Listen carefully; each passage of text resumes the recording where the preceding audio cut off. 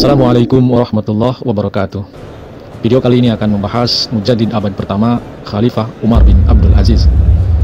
Meskipun masa kekhalifahannya sangat singkat, Umar bin Abdul Aziz merupakan salah satu khalifah yang berhasil mensejahterakan umat, berlaku adil dan bijaksana.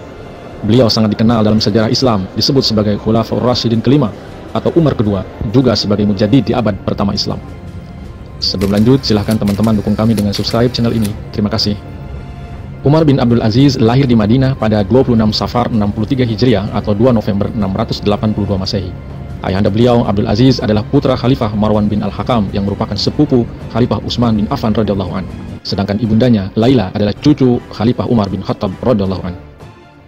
Berawal dari kekhalifahan Bani Umayyah yang dimulai oleh Muawiyah bin Abu Sufyan pada tahun 41 Hijriah atau 661 Masehi di Damaskus, Sam, yang berlangsung hingga pada tahun 132 Hijriah atau 750 Masehi. Muawiyah bin Abu Sufyan awalnya sebagai gubernur Sam pada masa Khalifah Utsman bin Affan radhiyallahu an. Ia menjadi khalifah setelah Husain radhiyallahu an, putra Sayyidina Ali bin Abi Thalib radhiyallahu an, dikalahkannya dalam pertempuran di Karbala. Sejak saat itu kekhalifahan dikuasai Bani Umayyah secara turun-temurun dari kalangan mereka. Jika seorang khalifah wafat, maka putranya atau kerabatnya diangkat untuk menggantikannya, karenanya sering terjadi perselisihan dan perebutan kekuasaan. Sampailah pada masa Khalifah Marwan bin Al-Hakam, ia menetapkan putranya Abdul Malik sebagai gubernur Palestina dan sebagai putra mahkota. Sedangkan putra Marwan yang lain, Abdul Aziz, ayah dari Umar bin Abdul Aziz, ditetapkan sebagai gubernur Mesir dan sebagai wakil putra mahkota. Setelah Marwan wafat, Abdul Malik menjadi khalifah, sedangkan kedudukan Abdul Aziz naik menjadi putra mahkota sekaligus gubernur Mesir. Karena itu, Umar bin Abdul Aziz menghabiskan sebagian masa kecilnya di wilayah kekuasaan ayahnya di Mesir, utamanya di kota Helwan. Meskipun begitu, beliau mendapat pendidikan di Madinah dan menghabiskan masa mudanya di sana. Beliau menjalin hubungan erat dengan orang-orang soleh dan perawi hadis. Di penghujung usia, Abdul Malik ingin agar kekhalifahan kelak diwariskan kepada putranya, Al-Walid, dan bukan kepada Abdul Aziz. Abdul Aziz menolak penyerahan kedudukannya sebagai putra mahkota. Namun, perselisihan dapat dihindari lantaran Abdul Aziz wafat lebih dulu dari Abdul Malik, sehingga Abdul Malik pun kemudian menobatkan Al-Walid sebagai putra mahkota. Selain itu, Abdul Malik memanggil Umar bin Abdul Aziz ke Damaskus dan menikahkannya dengan putrinya sendiri, Fatimah. Pada tahun 705 Masehi, Al-Walid bin Abdul Malik menjadi khalifah menggantikan ayahnya yang wafat. Secara silsilah, Al-Walid dan Umar bin Abdul Aziz adalah sepupu. Melalui pernikahan, mereka berdua adalah saudara ipar. Umar menikah dengan Fatimah, saudari Al-Walid, dan Al-Walid merupakan suami Ummul Banin, saudari Umar bin Abdul Aziz. Al-Walid kemudian mengangkat Umar bin Abdul Aziz sebagai gubernur Madinah. Umar bin Abdul Aziz mulai menjabat pada bulan Februari atau Maret tahun 706 Masehi, dan wilayah kewenangannya kemudian diperluas ke Mekah dan Taif. Selama Umar bin Abdul Aziz menjadi gubernur Madinah, keadaan menjadi tenang dan tentram. Beliau memerintah dengan adil dan bijaksana, sehingga beliau termasyhur karena kebaikan-kebaikannya. Pada masa Khalifah Al-Walid dan Umar sebagai gubernurnya, untuk pertama kalinya Masjid Nabawi diperluas. Setelah Khalifah Al-Walid wafat, Sulaiman bin Abdul Malik yang merupakan adik kandungnya diangkat sebagai khalifah dan memimpin kekhalifahan di Yerusalem. Khalifah Sulaiman sangat memberikan penghormatan kepada Umar bin Abdul Aziz. Bersama seorang ulama tabi'in, Raja' bin Haywah, Umar menjadi penasehat utama Sulaiman. Pada awalnya, Sulaiman menunjuk salah seorang putranya, Ayub, menjadi putra mahkota, tetapi Ayub meninggal lebih dulu pada awal tahun 717 Masehi. Sulaiman yang saat itu sakit keras kemudian berencana menunjuk putranya yang lain, Daud, sebagai putra mahkota. Tetapi Raja bin Haywah tidak sepakat dengan alasan bahwa Daud sedang berperang di Konstantinopel dan tidak ada kejelasan mengenai kembalinya. Raja kemudian mengusulkan agar mengangkat Umar bin Abdul Aziz sebagai pewaris sebab Umar dikenal sebagai salah satu tokoh yang bijaksana, cakap dan soleh pada masa itu. Sulaiman pun menyepakati usulan tersebut. Pada September 717 Masehi atau 99 Hijriah, Sulaiman wafat, maka Umar bin Abdul Aziz kemudian ditetapkan sebagai penggantinya. Usianya saat itu sekitar 37 tahun, beliau menjadi khalifah ke-8 Bani Umayyah. Ternyata setelah menjadi khalifah, gaya hidup beliau menjadi sangat sederhana.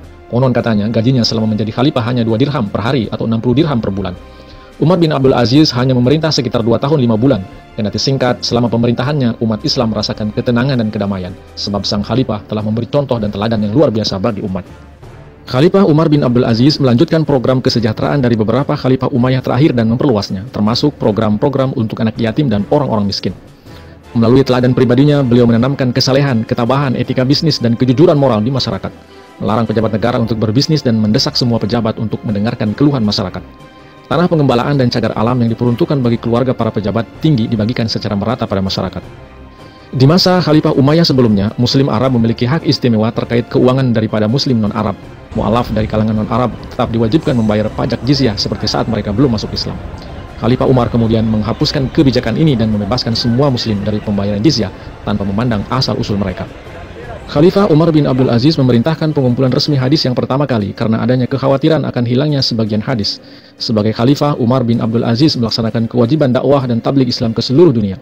Beliau mengirim utusan ke Tiongkok dan Tibet dan mengajak pemimpin mereka untuk memeluk Islam. Beliau juga menyampaikan tabligh kepada raja-raja di India untuk memeluk Islam. Di masa Umar bin Abdul Aziz inilah Islam berakar kuat dan diterima sebagian besar masyarakat Persia dan Mesir, sehingga jumlah muslim dan Arab semakin besar. Khalifah Umar bin Abdul Aziz dipandang sebagai seorang pemimpin teladan, menjadikannya kerap disejajarkan dengan 4 Khalifah Rashidah. Beliau dikenal juga sebagai Khalifah Umar kedua. Umar bin Abdul Aziz merupakan salah satu khalifah yang paling dikenal dalam sejarah Islam. Beliau dipandang sebagai sosok yang adil dan dijuluki sebagai Khulafaur Rasyidin kelima. Dalam perjalanan pulang dari Damaskus ke Aleppo atau saat berada di Khanasir, Khalifah Umar bin Abdul Aziz jatuh sakit. Akhirnya beliau wafat antara tanggal 5 sampai 10 Februari 720 Masehi atau 20 Rajab 101 Hijriah di daerah Siman, Aleppo, Barat Laut, pada usia 37 atau 39 tahun. Namun letak makamnya tidak diketahui secara pasti. Umar bin Abdul Aziz menjadi khalifah dalam waktu singkat, hanya sekitar 2 tahun, 135 hari saja, yaitu dari 22 September 717 hingga 5 Februari 720 Masehi. Kendati singkat, selama pemerintahannya umat Islam merasakan ketenangan dan kedamaian, sebab sang khalifah telah memberi contoh dan teladan yang luar biasa bagi umat. Khalifah Umar bin Abdul Aziz pun kemudian diyakini sebagai mujaddid atau pembaharu di abad pertama Islam. Demikianlah biografi Umar bin Abdul Aziz yang disajikan secara singkat. Semoga bermanfaat. Terima kasih. Assalamualaikum warahmatullahi wabarakatuh.